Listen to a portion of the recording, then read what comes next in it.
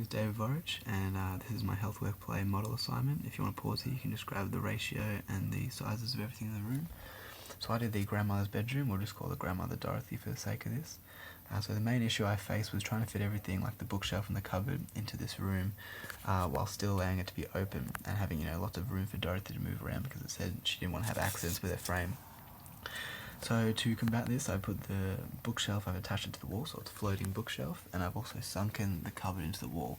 So there's lots of space in the middle for her to move around, move her frame around, so she won't be running into that or having any accidents. Alright, we'll get started. So the bed is it's 187 centimeters long, which is the average bed length, single bed length in Australia. So Dorothy can accommodate a variety of people, mainly as Dorothy's going to be the one sleeping there. So the next thing is the bed popliteal height. So we've got just from here to here is the popliteal height, and I've made it 41 centimeters, which is the average between the male and female. This means that a taller person can sit there without having to hunch their knees up, and a shorter person won't have to have their legs dangling off the edge of the bed. That's why that's been designed in that way. And that was obviously designed with the design principle average in mind.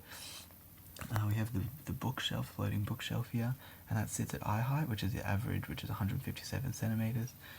This means that if someone was standing in front of it, they can easily reach out and grab a book.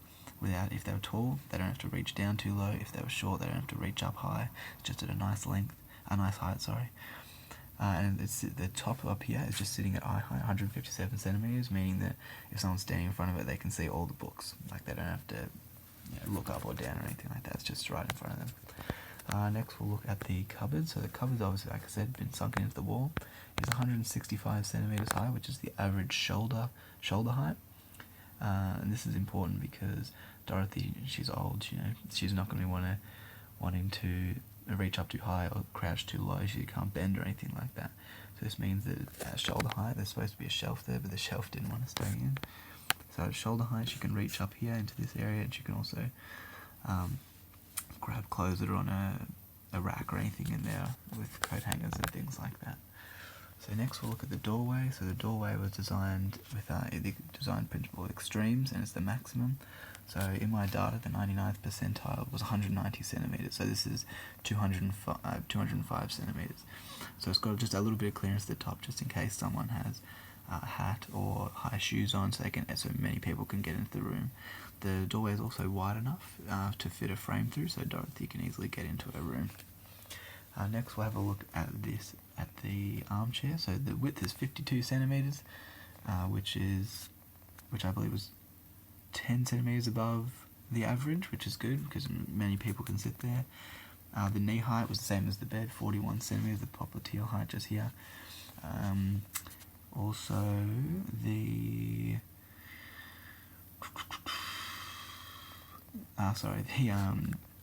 buttock popliteal length, so just from there to there, was 60 centimeters, because the average was 50, and so I decided to add 10 just so it's comfortable for many people to use if they need to sit there for a long period of time, whether that be for relaxing or monitoring Dorothy, that sort of thing. We've also got the TV. So I put the TV up on this desk as I was trying to find space in the room, so it's as if it's mounted on the wall behind here, which you can't really see. But this way they can sit in this chair and easily watch TV, and the TV is sitting at eye height, which is 130 centimeters while sitting. Thank you very much. That's my model.